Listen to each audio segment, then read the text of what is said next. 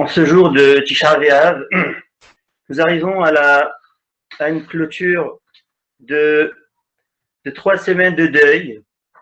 Ces 3 semaines de deuil qui ont commencé par le 17 Tammuz. Et Chachamim ont fait plusieurs restrictions durant cette période. D'après certains, ne pas célébrer des mariages. D'après d'autres, à partir de Rosh Chodesh Av. Et jusqu'au jour de Tisha B'Av, où tout le monde est concerné, c'est un jour de deuil. Mais d'autre part, Kara Alay Moed, c'est un jour où Hachem a décidé de détruire le Beth Amikdash, mais ce terme de Moed va être un jour de fête. D'une part, d'ailleurs, ce jour, il n'y a pas de supplication, ce qui est étrange. Un jour de deuil, un jour de pleurs, eh bien, il n'y a pas de supplication de Tachanoun. Vers la fin de l'après-midi, à partir encore dans cet après-midi, c'est la naissance du Mashiach. Alors, d'une part, on voit que c'est une période de deuil, une période où on a cette espérance, il y a une fête et un jour de deuil qui s'associent le même jour. Pour expliquer cette notion, il est vrai que le Beth Amikdash, nous n'avons plus accès de pénétrer au sein du Beth Amikdash, d'offrir des korbanot, des sacrifices, mais ce qui nous concerne, dans notre quotidien, et ce qu'il en sort de Tisha B'Av, de Karar Alay Moed, ce jour qui est en partie un jour de fête. Je voudrais apporter l'introduction de Midrash Echa. Midrash Echa rapporte Hachme Atuna, les sages de Athènes. Un des sages de Athènes voulait tester un jeune enfant. Et il lui a dit, je vais te tester. Dis-moi, j'ai 2 fromages. J'ai un fromage qui provient d'une brebis noire et un fromage qui provient d'une brebis blanche. Si tu es vraiment intelligent, si vous êtes vraiment intelligent, eh bien, c'est à toi de me dire exactement d'où provient ce fromage. Le jeune lui répondant, en lui disant, c'est une très bonne question, mais je vais te poser une deuxième question qui va répondre à ta question. J'ai des œufs, une qui provient d'une poule noire et une qui provient d'une poule blanche. Dis-moi d'où l'œuf provient de la poule blanche et de la poule noire. Dès que tu auras la réponse, eh bien, ça va répondre à ta question. C'est l'introduction au Midrash Echa du livre des Lamentations, de la destruction du temple. Bien sûr, pour expliquer cette notion, peut-être on a besoin d'amener du fromage, des œufs, quel rapport avec Tisha B'Av? Mais j'ai vu une idée extraordinaire pour expliquer cette notion.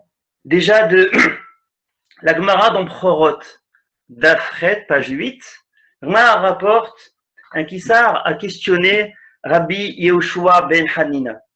Et il lui a dit, Rabbi Yehoshua ben Hanina, tu es très intelligent, et il a dit, je vais te tester, je vais vous tester, vous les Juifs, et voilà, j'ai des œufs, un qui provient d'une poule noire et un qui provient d'une poule blanche. Eh bien, c'est à toi de me dire, eh bien, quel œuf provient de telle et telle poule. Lui répondant, le Maharsha, dans Masred Prorot, rapporte, dit, mais qu'est-ce que nos sages ont besoin de nous amener des exemples? Quel est l'enseignement pour nous? Que le Maharsha rapporte que le développement de l'œuf prend 21 jours. 21 jours pour ce développement.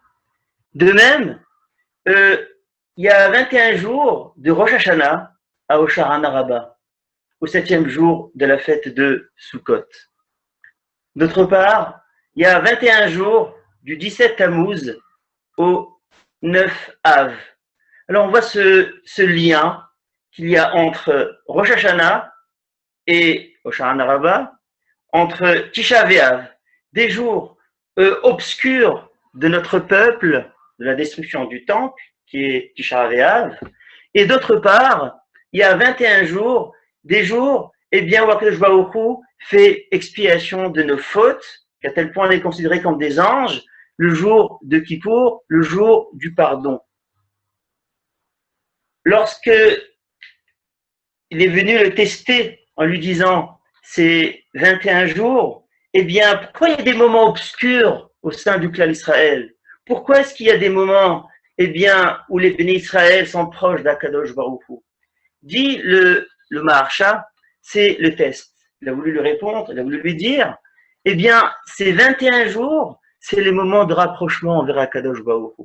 C'est vrai, à Rosh Hashanah, on se rapproche d'Akadosh Baruch Hu par les supplications, les slichot, durant les 40 jours, durant les 30 jours, chacun selon son rite. Dans tous les cas, on se prépare au jour redoutable pour se rapprocher, pour arriver à Kippour, pour arriver à Sukkot avec cette proximité avec Akadosh Baruch Hu. Eh bien, il y a aussi des moments où on se rapproche d'Akadosh Baruch Hu. Akadosh Baruch Hu attend de nous, de même que pour les jours redoutables, on se rapproche de lui, ainsi à Tisha B'Av. C'est un moment important où on se rapproche d'Akadosh Baruch Hu. Bien sûr, il y a la destruction du temple, il y a le Hurban Abayit, il y a le deuil que Chachamim ont instauré, mais le but est d'arriver à savoir que Hachem veuille de nous, que Hachem nous réclame. Et lorsqu'on fixe un jour de deuil, c'est qu'on montre notre volonté d'y arriver à cette reconstruction du troisième temple. De même, le Maharsha continue. Pourquoi ces deux boucs? Il a voulu faire allusion à Kippour. La preuve à Kippour, il y a Shene Se'irim. Il y a deux boucs. Un qui est l'Azazel, un qui porte en lui les fautes de l'ensemble du clan Israël, et un qui est l'Hachem, qui fait expiation des fautes du clan Israël. La Gemara dit, Shnehem Béchavé, ça doit être les mêmes identiques, les mêmes identiques. Il y a des moments, chez Neseririm, ces deux boucs, eh bien la Gemara fait allusion à Betsim. Betsim, son développement 21 jours. Ces 21 jours de Rosh Hashanah Kippour, eh bien, Rizim fait allusion aussi à Kippour. Il y a deux moments, dans le jour même, le jour du grand pardon, eh bien, il y a le jour où on va, eh bien, il y a un Cyril à Azazel qui est indispensable pour offrir le deuxième qui est pour Hachem. C'est qu'on a besoin des deux pour y arriver à un but qui est en commun, le but qui est Kirvat Hachem, la proximité d'Akadosh Baruch Hu. Lorsqu'Akadosh Baruch Hu annonce à Yirmia la destruction du temple, il lui dit Makel Shaked Ani Roé. Il lui montre cet amandier.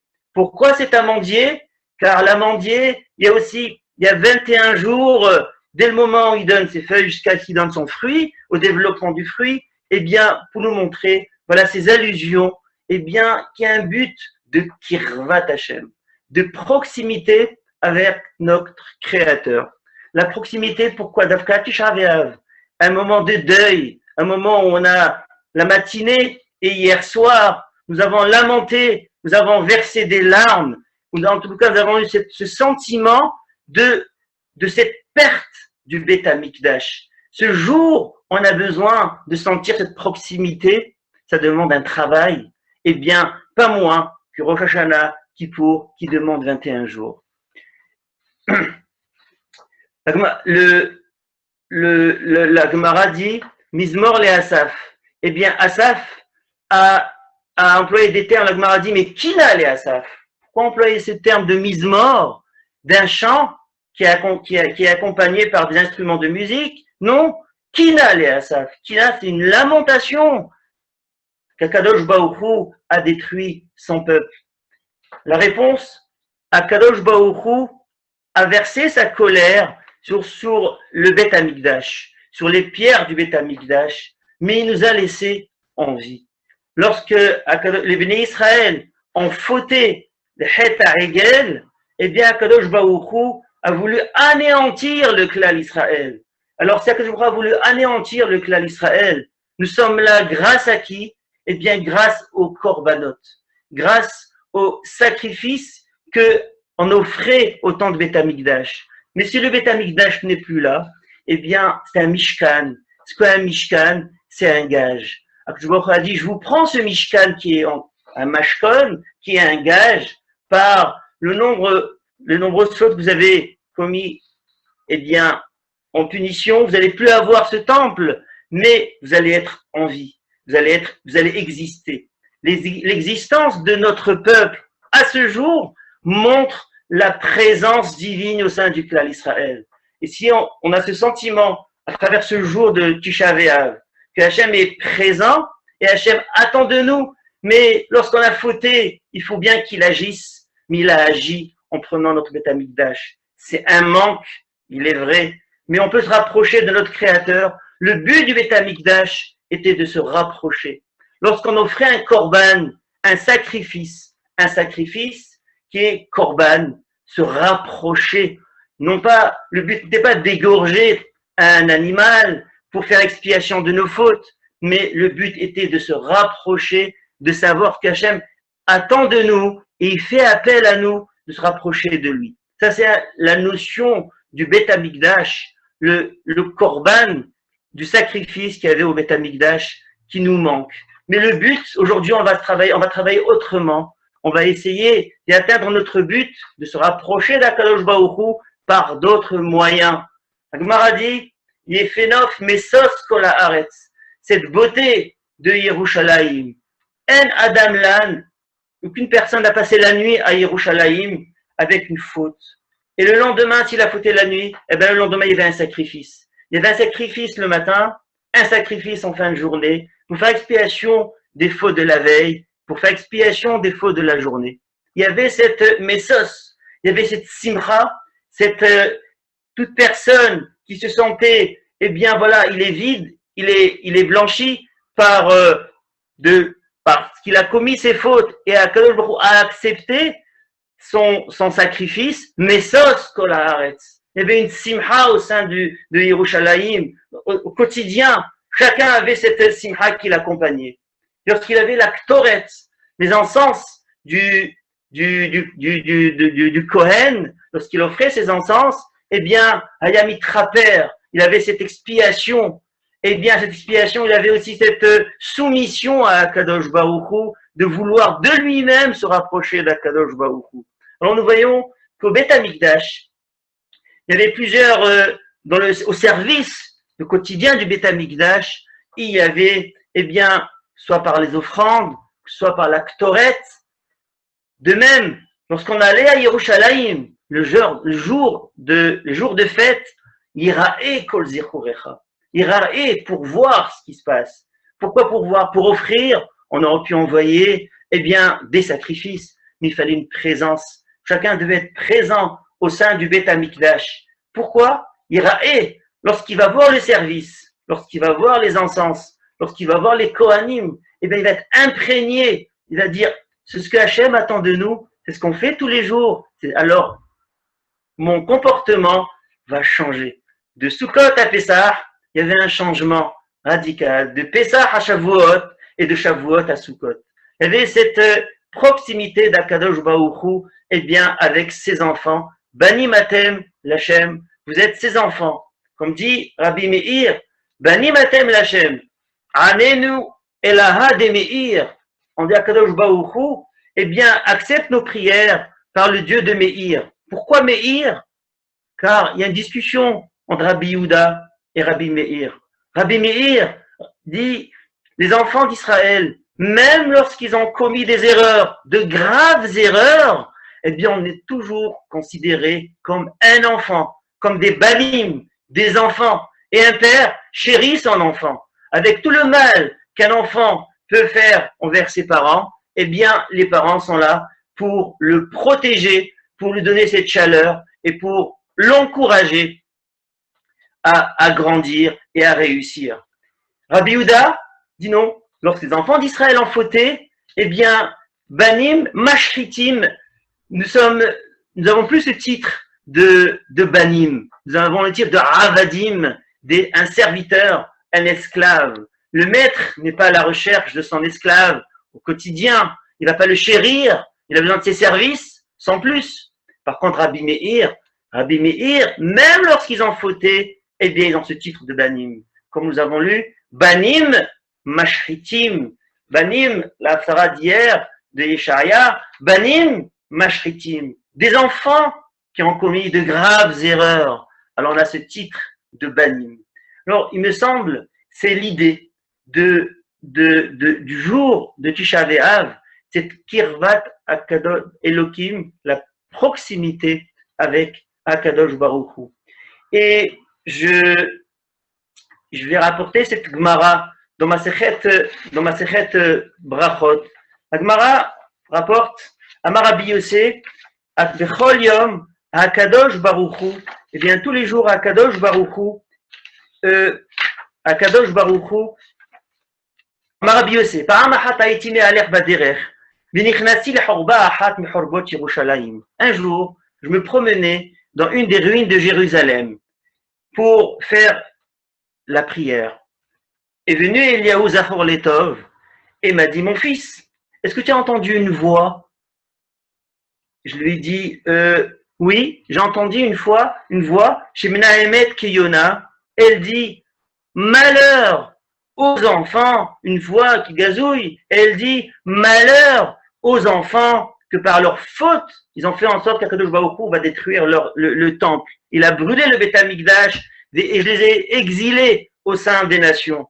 Je lui ai dit, Eliaou Hanavi a dit à Rabbi Yossé, Hayecha, sache que chaque jour, 3 fois par jour, eh bien, il y a cette voix. D'une part, elle dit, Oh ilahem la banim, malheur à ces enfants qui ont été exilés. Mais lorsque les enfants d'Israël rentrent dans les centres d'études, les lieux de prière, et ils répondent le Kaddish en disant Amen, Yehe, Shemeh, Rabba, que son nom soit glorifié, que son nom soit grand. Akadosh Baruch Hu, il dit Ashrei Amelech, Shemekalesi Noto Beveto. Heureux ce roi. Regarde l'éloge, regarde les honneurs qu'on me donne.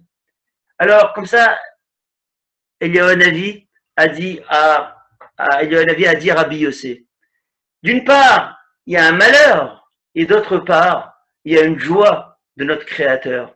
Comment est-il possible des deux de se lamenter, oh il a haine, et d'autre part, Ashrei Hamelech, heureux ce roi. Comment coordonner ces deux comportements qui se contredisent a priori? C'est au fait que Akadosh Baruch Hu, d'une part, il est attristé, c'est vrai, mais sachant que ces enfants font un effort, se rapprochent des lieux de prière, savent que s'adresser à qui? S'adresser à leur Créateur. Mais en plus de cela, non pas pour un intérêt personnel, mais ils glorifient le nom divin. Ça montre que mes enfants, ils sont dans l'attente. Ça leur fait mal au cœur d'être exilés. Ça leur fait mal au cœur qu'ils n'ont plus le Beth Amikdash, mais de savoir qu'ils sont dans l'attente et qu'ils font tout pour glorifier le nom divin. Même après la destruction, ça montre qu'ils ont un manque, ils ont un chemin à parcourir pour la reconstruction du Beth Amikdash. Lorsqu'un malade ne sait pas ce qu'il a, il n'y a pas de diagnostic, eh bien, on est plus angoissé, car on imagine le pire. On sait quel remède, quoi prendre, que faire, on n'a aucune idée, personne ne m'oriente. Mais dès le moment où il y a une ordonnance, où il y a un diagnostic d'un médecin, d'un professeur, alors on a un traitement à suivre. Le traitement, c'est l'espoir. De même, alors il y a la destruction, il y a le Horban qui a fait en sorte que tout le clan d'Israël est exilé à ce jour. Mais l'espérance que chaque endroit où l'on se trouve, il y a des centres d'études, il y a des centres de prière. Toute personne, eh bien, s'oriente vers ces lieux de prière. Des religieux, des gens pas religieux, peut-être des étudiants, des gens qui n'ont aucun rapproche à Kadosh Baruch Hu, eh bien, leur rendez-vous final est au sein des synagogues pour répondre et pour prier et pour glorifier le nom divin. Hachem dit, Ashrei Amelech, il est vrai, je m'attriste, mais je me réjouis d'autre part de savoir qu'il y a de l'espoir. Une personne qui n'a aucune sensation, il prend des séances de kiné et il n'a aucune sensation, eh bien, c'est très inquiétant car le membre ne réagit pas, le membre ne bouge pas. Que faire?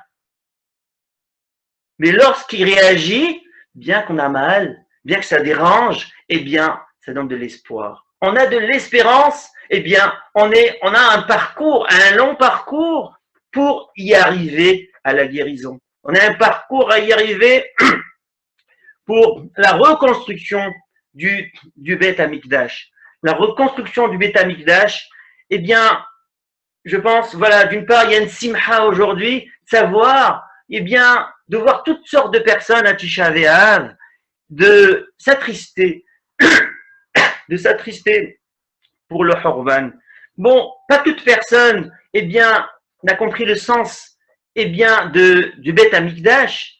On n'a pas eu le mérite de voir la construction du Beth Amikdash, mais on a, à travers ce qu'on a traversé aujourd'hui, eh bien, on se dit, mais quand même, il y a quelque chose qui nous manque. Après le nombre d'années qui sont écoulées, et quand même, nous sommes assis par terre et on pleure comme si un mort est devant nous et on verse des larmes.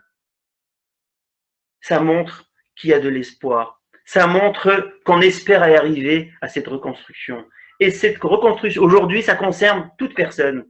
La Gemara rapporte que la Avelout ne concerne que les gens très importants. La Avelout n'est pas donnée à toute personne, car la Avelout, le deuil de la destruction du temple. D'ailleurs, dans la Halacha, il est mentionné que, en dehors des jours de fête et de Shabbat, eh bien, après minuit, on doit s'asseoir par terre, on doit verser des larmes, on doit lire des psaumes et avoir ce sentiment, eh bien, de la destruction du temple durant toute l'année. Pourquoi Tisha B'Av? Eh bien, Haramim ont instauré des halachot qui concernent tout le monde. Et c'est une obligation. C'est que, au fait, durant toute l'année, c'est pas à la portée de chacun. C'est vrai. Toute personne qui a la possibilité de le faire. Il y a des grands hommes qui le font, heureusement. Mais à eux, ils ont un devoir de le faire. Allez-y au Kotel, après minuit, après Hatzot, eh bien, il y a des gens qui sont assis par terre, qui versent des larmes, qui pleurent pour la destruction du temple. Mais ce qui nous incombe, c'est selon le Hachamim, c'est Tisha B'Av. Tisha B'Av, tout le monde doit y participer. Tout le monde doit avoir ce sentiment, doit se travailler à travers ce qui est extérieur, ce qui est la Avelout extérieure, le deuil extérieur. On ne salue pas aujourd'hui. On fait tout le signe d'un deuil, d'un endeuillé, en tout cas en grande partie jusqu'à la majorité de la journée. Mais aujourd'hui, ça concerne tout le clan d'Israël. Le Tisha B'Av, ça nous montre que tout le clan d'Israël a de l'espoir, a cette espérance. Dès le moment où on a cette espérance, eh bien, la construction commence dès le moment où on a ce remède. Kol hamit abel al Yerushalayim, zoche veroe besimhata. Tout celui qui s'attriste et qui s'endeuille sur la destruction du temple que je n'ai pas vu, je connais pas, j'ai entendu parler à travers les livres, à travers ce qu'on m'a transmis. La Gemara dit, zoche veroe besimhata. Il va avoir ce mérite de voir la réjouissance de la reconstruction. Dit le Khatam Sofer, pourquoi Zoché au présent? Yizke, il aura le mérite à la reconstruction du Beth Amikdash. Non, le mérite est aujourd'hui. Ce 9 Av, ce dimanche, eh bien, Zoché, tout celui qui a participé, s'est lamenté, s'est endeuillé pour le Beth Amikdash, pour la destruction du temple, Zoché, c'est au présent. Eh bien, aujourd'hui même, il voit même la Yeshua, il voit même la délivrance, il voit même la reconstruction du temple qui est à la portée de chacun. Dit le Nefesh HaChaim, le Nefesh HaChaim, dit le Nefesh HaChaim que le Beth Amikdash, eh bien, ce que Nebuchadnezzar et Titus ont pu faire lors de la destruction du temple, c'est moins grave ce qu'une personne peut commettre. Les fautes, la gravité de la faute. La gravité de la faute, eh bien, peut détruire le Beth Amikdash, peut détruire un monde. La force d'une mitzvah peut créer un monde, peut reconstruire un monde sans se rendre compte. Et dit le Nefesh HaChaim, de même, le Rav Chaim de Volozhin Zal, que Lev HaAdam, le cœur de l'homme, eh bien, c'est un Kodesh à Kodashim. Eh bien, nous, on a tendance à voir ce qui est autour de nous. Ce qui est autour, ce qu'on a construit, bel édifice. Bien sûr, c'est très important ce qu'Hachem demande de nous. Cet bel édifice, cette reconstruction d'une synagogue, eh bien, d'un lieu d'étude. Mais ne pas oublier qu'il y a un Beth Amikdash qu'on porte en nous à tout moment, à chaque instant, dans notre quotidien, durant les 24 heures, eh bien, il est en nous. C'est le lève, c'est notre cœur. Et dit le Nefesh HaChaim, c'est le Kodesh à Kodashim, c'est le Saint des Saints, l'endroit où le Kohen Gadol seul avait le mérite d'y pénétrer le jour de Kippour. Eh bien, nous avons le mérite, eh bien, d'y accéder à chaque instant. Qu'est-ce qui manque? Parce qu'on voit ce qui est extérieur à nous. On oublie ce qui est ancré en nous, qui est ce lève. Lève, ce qui est central de l'homme est le Beth Amikdash. Et bon, on rapporte Nefesh HaChaim aussi, le Beth Amikdash, c'est les kelim du Beth Amikdash, c'est les membres du Beth Amikdash, c'est les ustensiles du Beth Amikdash à travers mes membres qui ont un rapport avec ces ustensiles qui étaient au service d'Akadosh Baruch Hu. Ce qui nous reste à faire, c'est reconstruire ce Beth Amikdash. Eh bien, il est à ma portée. Il est à ma portée. Voilà. Shnaim Shiroskin Batorah, Shrina Shiruya Benehem, exemple. Nous avons deux personnes qui étudient la Torah. La présence divine réside au sein de deux personnes. Alors, on a tendance à dire la Shrina lorsqu'il y a plusieurs personnes. Lorsque je suis vu par tout le monde, il y a la Shrina, il y a la présence divine, c'est magnifique. Bien sûr, c'est extraordinaire. Mais ne pas oublier, la Shrina, d'abord, peut être en moi-même. Ce qui, à travers mon comportement vis-à-vis de moi-même et vis-à-vis des autres. Deux personnes qui étudient, il y a la présence divine. Alors, c'est le but du Beth Amikdash. Est-ce qu'on se rend compte lorsqu'on étudie qu'il y a une présence divine, que Hachem est ici présent et se réjouit de ma prière, de mon étude, de ma bonne action? C'est lorsqu'on étudie, on le lit, on a déjà ce mérite. Mais le vivre, eh bien, on peut le vivre aujourd'hui. Chez Shrina, chez Louya, voilà, on est à deux personnes, on est à deux, et il y a la Shrina. La Shrina, la présence divine. Ben, c'était le but du Beth Amikdash. Mais juste au Beth Amikdash, il fallait un korban. Bon, il y a plusieurs niveaux, bien sûr, mais à mon niveau, eh bien, je peux y accéder, je peux y arriver. Et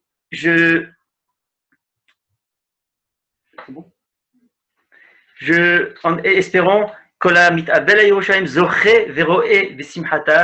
assiste à la reconstruction du Beth Amikdash. On va déjà reconstruire le nôtre qui est en nous et qu'on porte à chaque instant, et que par la volonté de vouloir reconstruire, la volonté de vouloir être au service des autres, de nos proches, de notre entourage, de notre communauté, de vouloir faire en sorte qu'il y ait la Shrina, eh bien, c'est le but du Beth Amikdash. C'est le korban que je peux offrir au quotidien.